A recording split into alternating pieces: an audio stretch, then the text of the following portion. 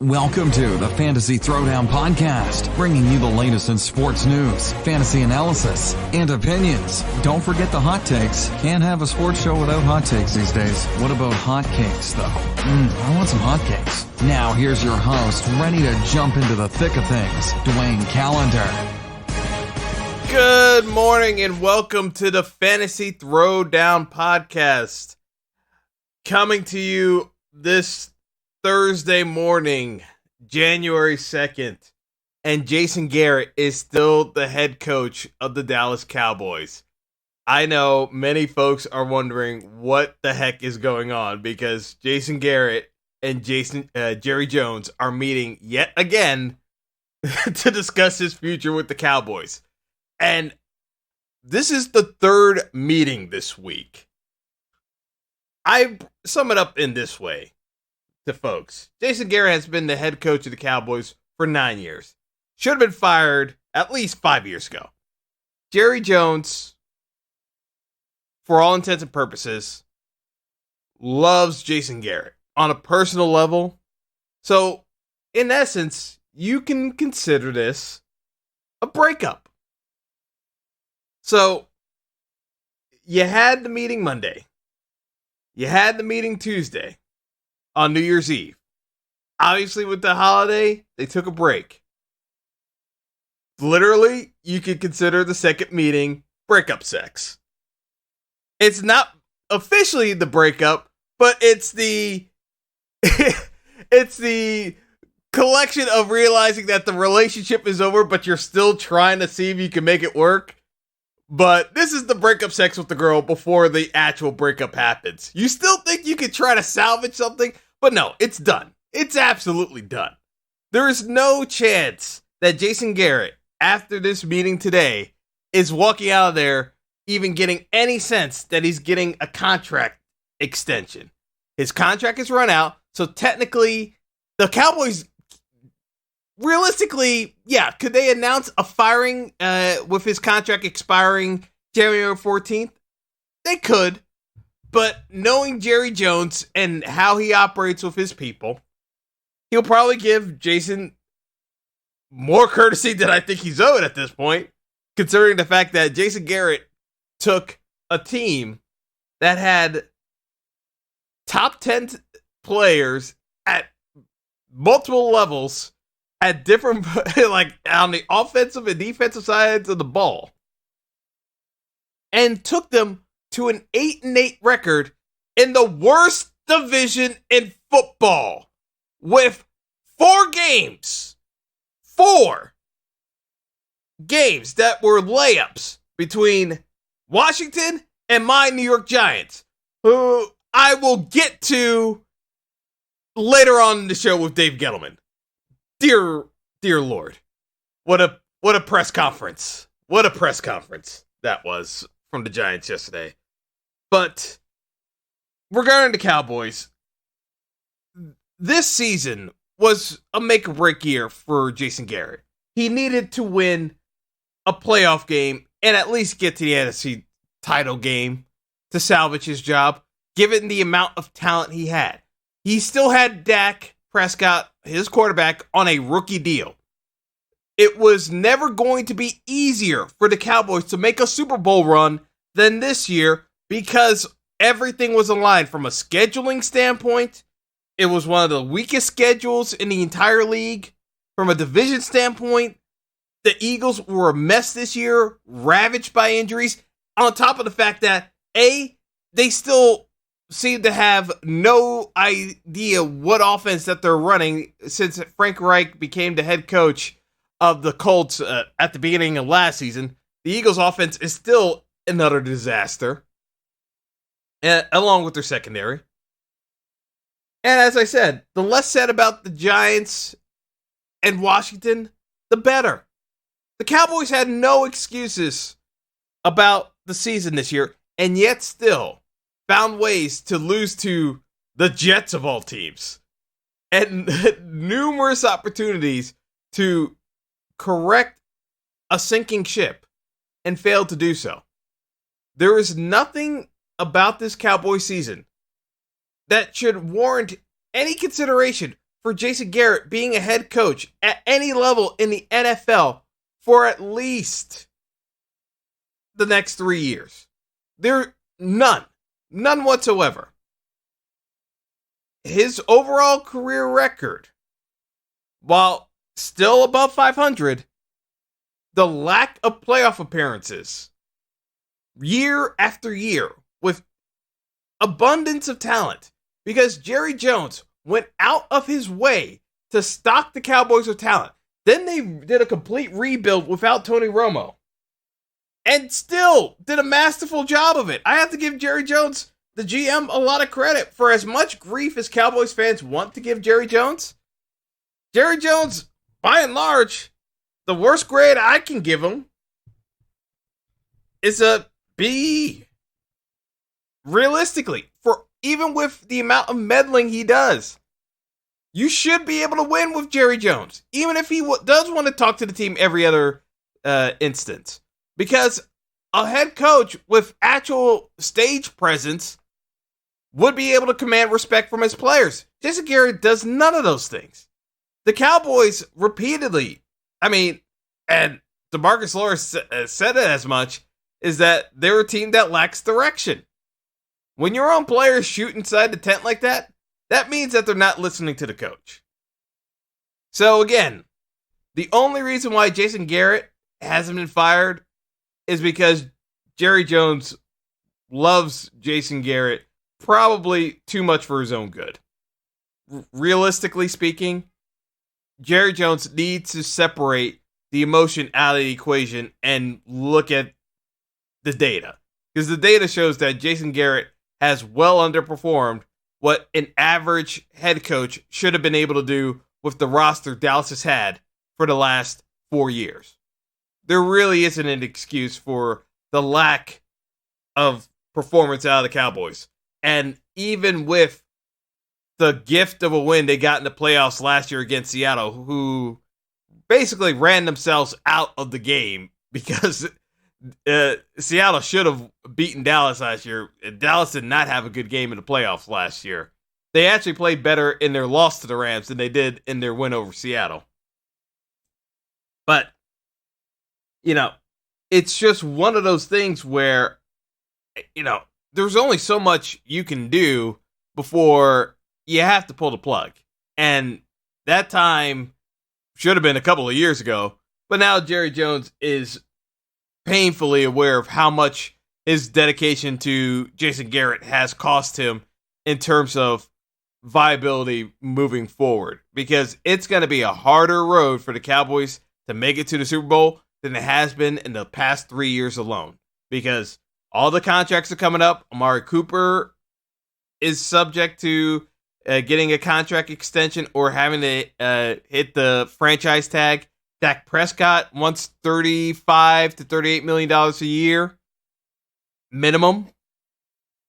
If you look at Dak Prescott's stats, and Cowboys fans are quick to jump on Dak Prescott, they will tell you that he dominates weaker teams, but when he's faced against actual playoff competition, Dak struggles mightily. Based on the numbers, in the 9 games Dak played against non-playoff teams, he threw for 22 touchdowns, 3 interceptions, with a quarterback rating of 112.6. In the 7 games against actual teams in the playoffs this year, his record is 1-6, 8 touchdown passes, 8 interceptions, and a quarterback rating of 84.7. And then the one win against a playoff team, it shouldn't even count because the win was against the Eagles. Beating the Eagles should not count because the Eagles shouldn't even be in the playoffs this year. That's how bad the NFC East was. No team in the NFC East should be in the playoffs, but by rule, the NFL has to have a playoff team from each division. It's really what it came down to. From time to time, there's always that one terrible division, and shockingly, it's been decades since the NFC East was this bad. But here we are with the NFC East being the worst division in football because you got both the Giants and Washington can't get out of their own way, because I would say they were both tanking, but when you have incompetence running that high in both your franchises, it's not even tanking. It's just what happens when you have people who shouldn't be running football operations. And then you have the Eagles and the Cowboys shooting themselves in the foot constantly. There's nothing worse than having a division where the teams that should be able to dominate can't do it because they have absolutely no continuity. The Eagles, from their lack of semblance of being able to call plays, because, again, it's clearly obvious that Frank Reich was the brains behind the operation, not Doug Peterson. And with the Cowboys, Jason Garrett not being an actual head coach, despite the fact that his assistants did all the heavy lifting, still could not execute a functioning game plan week after week. And a first-time offensive play caller in Kellen Moore struggling to make second-half adjustments was the linchpin of many of the failures of the Cowboys throughout the season, is their inability to adjust in the second half. So, the Cowboys got a lot of issues. Amari Cooper disappearing for vast stretches of the season. Zeke Elliott not getting the ball for vast stretches of games where everyone's wondering why Zeke can't get the ball. If it was a case of Zeke not getting the ball because Tony Pollard was running well, that'd be one thing. But even Tony Pollard was underused. The Cowboys have so much talent, and still one of the top 5 best offensive lines in the game, even with the injuries this year, and some guys just not playing up to their potential. Looking at Zach Martin, did not have a Zach Martin type year. Guess what? Cowboys offensive line, still top 5 in the league. There is no excuse for the Cowboys not to be leading the NFL in rushing this year. It's mind-boggling. As much as people talk about the Ravens and their ability to run the football and breaking records running the football, the Cowboys should just as easily be able to do that. The reason why the Cowboys weren't doing that with Dak and Zeke, because they both are athletic enough to be a dominant rushing attack. I still think the Cowboys have better potential of being a more dominant running team than the Ravens. People will probably look at me like I'm crazy. But when you have that much talent on the offensive line and you have guys that are capable of breaking runs the way Dak and Zeke are, the Cowboys should be a dominant rushing attack. How the Cowboys find themselves on the outside looking in on the playoffs is one of the biggest reasons why.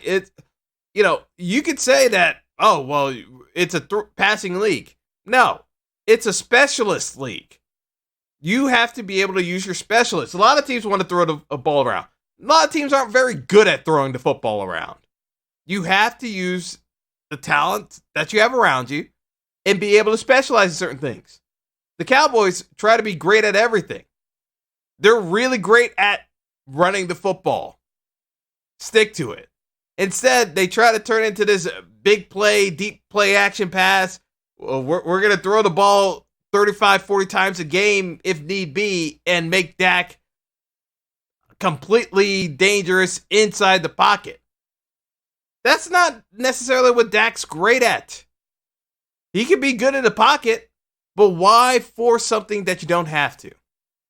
But hey, as a Giants fan, I enjoy seeing the Cowboys struggle and shoot themselves in their own foot because Cowboys winning Super Bowls is one of the most obnoxious things that can ever happen to the NFL. As much as people complain about the Pats and their fan base, Cowboys fans still worse than Pats fans. All right, so now we got that out of the way. Let's talk about some of these upcoming playoff matchups, and I'll touch a little bit on the Giants before we sign off. So we've got the playoff matchups set, and in the early window, we have the annual showing of the Houston Texans because nobody wants to watch the Texans play football at all, which is a shame because Deshaun Watson is one of the best quarterbacks in the league, and he is saddled with clearly one of the worst coaches in modern NFL history with Bill O'Brien. Bill O'Brien has been and remains one of the least prepared coaches in the NFL. I cannot be any clearer than that, which is why I'm speaking over the intercom system, because that is how little I regard Bill O'Brien's coaching acumen. All right, enough with that. But seriously, folks, the Houston Texans, notorious for starting out awfully slow. The line's 2.5 for the Texans, which tells you that even though the Texans are at home, you should be at least a 3-point favorite. That tells you how little even Vegas regards the Texans. I don't like this line because, as much as I dislike Bill O'Brien, I'm not a big fan of Josh Allen as the Bills QB. I still think he has a ton of flaws. If I had my dad with me to discuss the game, he likes Josh Allen. To me, Josh Allen is a couple of bad decisions away from being Blake Bortles. And he's improved on his decision-making this season. So, yes, I will give him the benefit of the doubt that he has had better decision-making. And actually, I'm not going to take back the Blake Bortles comparison because part of the issue is that Blake Bortles could throw a decent deep ball, but had little to no idea how to throw intermediary routes. And I still have big question marks about Josh Allen in terms of if I need a quarterback to finish off a game and just make some touch passes, I have no idea if Josh Allen can actually do that and when it comes to playoff football, I gotta have some level of consistency to trust a QB if I'm gonna back him. It just is too hard to win NFL playoff games when you can't trust the quarterback under center. So for that reason, I'm going to take the Texans to win, and I'll lay the points. Realistically, I do not trust. I don't trust Bill O'Brien if I was down to my last $10. But here's the thing: I think just Deshaun Watson, as he has throughout his entire career, will carry Bill O'Brien as far as he can take him. Now, I just don't think the Bills are that high of a hurdle to clear. But I will say though that realistically, I wouldn't bet the overall game, but the lines that I would bet would be Bills win the first quarter. That's only plus. That's essentially a pick 'em because it's just the Bills just have to have one more point to the Texans. Or if they're tied, because the Bills are a half-point underdog. As long as it's tied, you'll win the bet. I would take the Bills first quarter, and I'd probably take the Bills for the first half +1. Reason being, Texans are notorious slow starters. I have zero confidence that Bill O'Brien will have his team ready to go. Again, this is just a play on my ongoing befuddlement at how Bill O'Brien isn't on a coaching hot seat, given the amount of talent he has wasted over the years with Deshaun Watson and DeAndre Hopkins' entire NFL career. It's unbelievable. Anyway, let's move on to the nightcap Saturday night. We've got the Pats, and it's a shocking development that the Pats are hosting a game in Foxborough and they're not coming off the bye week. The Pats are playing on Wildcard weekend for the first time in 10 years. And, everyone's in panic mode because of the Patriots' offensive struggles and the fact that they somehow lost to the Dolphins, which, again, one of the biggest upsets in the NFL this year. But in a year where there have been a ton of upsets, I guess we shouldn't be surprised at this point, given the huge variance swings from one week to the next with some of these teams. Here's the bottom line. Pats are 5-point favorites over the Titans.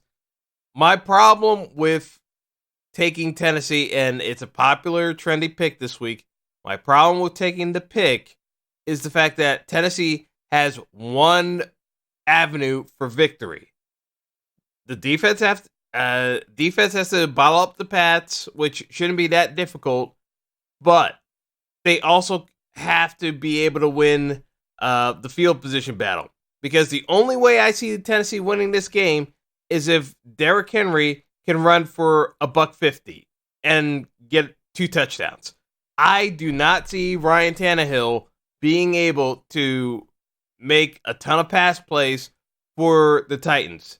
And to be honest, I don't think they should rely on Ryan Tannehill to be making plays in the passing game, because I think that you're playing more to the Pats' strength in the secondary, that they will be able to find ways of turning the ball over from the Titans wide receivers. I think you have to ride Derrick Henry. I think it's going to be a slow, methodical game to do so, but I do think that the Pats are going to do whatever they can to stop Derrick Henry. Now, the question is, can Taylor Lewan, the Titans' beast of a left tackle, just dominate the game?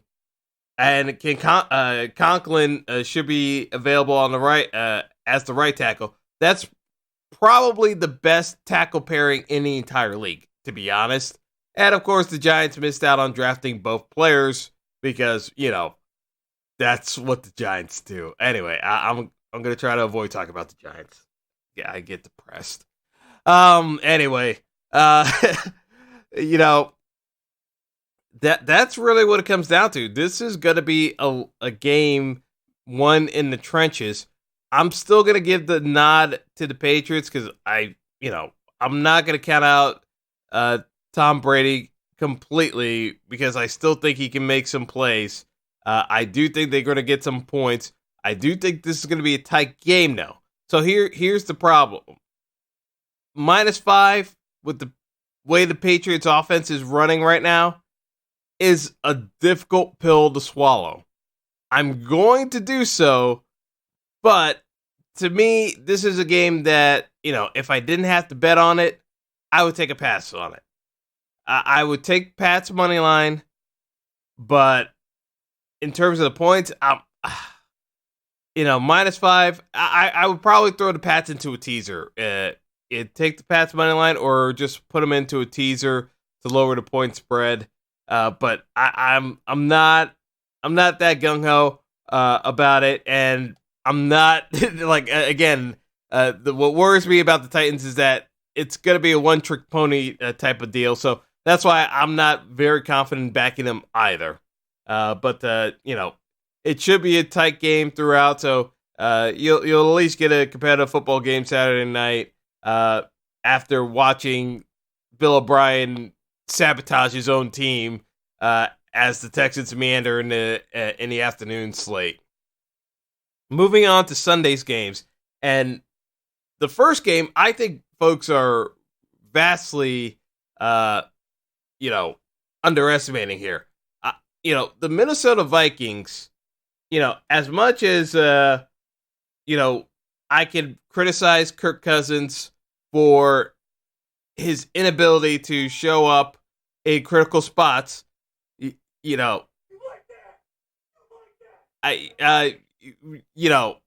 Kirk struggles mightily with the big time performances. It's a running joke at this point with Cousins when he's actually going to put on a big performance. And, again, this is not the spot you would really want to be interested in playing Kirk Cousins or backing the Vikings. But here's the thing. I said it from the outset this year. Drew Brees was one of my bust candidates in terms of fantasy quarterbacks, because I'm still not convinced that Drew Brees isn't basically done as an elite NFL QB. So my concern with the Saints stems from the fact that we saw this Saints team, as much as people want to complain about the pass interference call that wasn't called against the Rams, Drew Brees was awful in that game against the Rams. And truth be told, the Vikings have an incredibly banged up secondary. So maybe the Vikings can't shut down Michael Thomas. Actually, I should say maybe they can't shut down. They will not shut down Michael Thomas. Let's be perfectly honest. Michael Thomas, from a catch radius standpoint, makes 150% more catches than he actually should from passes Drew Brees has thrown to him.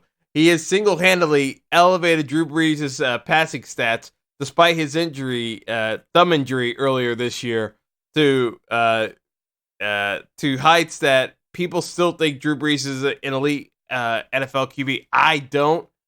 I think that there's a very real possibility Drew Brees could struggle and that Michael Thomas is going to have to carry this entire team. So if you're telling me I have to take the Saints as a touchdown favorite,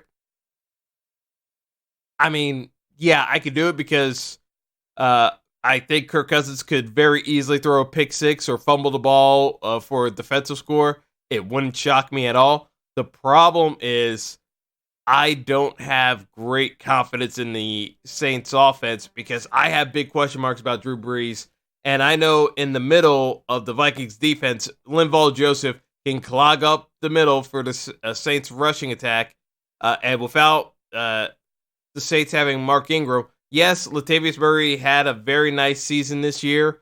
And to be honest, they needed a nice season from Latavius Murray because Alvin Kamara has been, for lack of a better term, hot garbage as one of the top ranked fantasy running backs this year. He's been underwhelming in the running game and almost as underwhelming in the passing game. I don't know what injury he may be harboring, but I think the Vikings defense bottles up Kamara, and this just becomes the Michael Thomas show against the Vikings defense. I will still back Michael Thomas, but I have trepidation with the Saints as a whole, because if you're telling me I got to take them as a touchdown favorite or more, yeah, I'll bet on the Saints, but I don't like the pick. I am definitely picking the Saints to win, but I think this game is closer than people realize because I don't think the Saints are as good as people think they are, even though they're 13-3. I feel as though the Saints are one of those teams that can get picked off in the right spot. I don't think this is the spot. I think if they had played Green Bay, as much as I think Green Bay's not a very good team this year, I think that's one of those games where playing outdoors, the Saints would get picked off. Of course, this would be if they beat the Vikings and move on. But it's one of those gut things where I don't really like this Saints team where they're trying to, because it felt like they were going through the motions, and yes, they put on a bunch of points against Carolina because Carolina wasn't care. To me, the Saints are a team that has felt like they've been on autopilot, and now they're going to turn it on for the playoffs, and it doesn't always work out that way. I'm just saying. It's one of those games where I don't have the warm and fuzzies, if you will, about the Saints this year as I did last year. The Saints were, they should have been in the Super Bowl last year. They probably beat the Pats in the Super Bowl last year, even with some of the issues that Drew Brees has had lately, not being able to complete passes. And again, my issue with Drew Brees is, as his physical skills have waned, he's had a tougher and tougher time getting the ball out of his hands and down the field, and has just checked it down to Michael Thomas. sooner or later, someone's going to figure out a way of slowing down Michael Thomas, and then I'm really worried about the Saints offense. I just can't see it being a banged up Vikings secondary that wasn't even in the middle of the pack of the NFL this year. They were one of the worst rated defensive units in the entire league from a secondary standpoint this year. So again, I'll take the Saints. I don't like the pick. I don't like laying points as a touchdown dog. A touchdown favorite, but yeah, I'll take Saints. Moving on to our final game of the weekend, and talk about two teams I don't like. We got the Eagles hosting the Seattle Seahawks. The Eagles are essentially a 1-point favorite over Seattle, who has been the trendy pick of the week. The Seahawks have played so many tight games this year. 10 of their 11 wins have been by less than one score. Russell Wilson has been amazing. The Seattle's defense is not very good. They're below average in about every area. The days of Legion of Boom have come and gone, and they've gone downhill by the wayside. Realistically, if Jadeveon Clowney, whom the Seahawks traded for from the Texans, and yet another brilliant move by Bill O'Brien. Did I mention Bill O'Brien's a terrible head coach? I may have mentioned that before, but he may be an even worse GM. But be that as it may, I just look at the Seahawks team as one where, unless they're playing the 49ers, whom they just seem to match up perfectly against to what the 49ers want to do, I'm not a fan of the Seahawks team. Russell Wilson should still be considered the NFL MVP as much as people want to talk about Lamar Jackson, and I love Lamar Jackson. The fact that Russ has gotten this team this far, I just kind of scratch my head. It's like I'm trying to see how the Seahawks got as many wins as they did, looking back at some of their games, because all they do is win ugly games.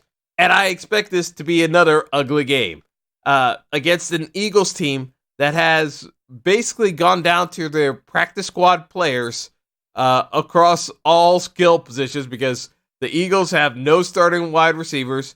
Zach Ertz has a broken rib and a lacerated kidney and is doubtful to actually play. Maybe he plays, but it's a lacerated kidney, folks. I can't see Zach Ertz playing that effectively, so I think it's going to be the Dallas Goedert show for the Eagles as their most legitimate threat in the offense. And, maybe Miles Sanders is good to go if it's ankle, maybe not. Like, the Eagles have so many question marks. There's no way I can actually take the Eagles. As much as I have question marks about the Seattle team, Philly, I know that I don't trust them at all. So there's no way I can back Philly at all. It's Carson Wentz's first playoff game, and he's got a lot to prove to the Philly fans.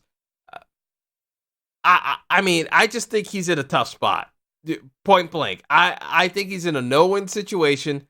He's done about as much as he can with this group.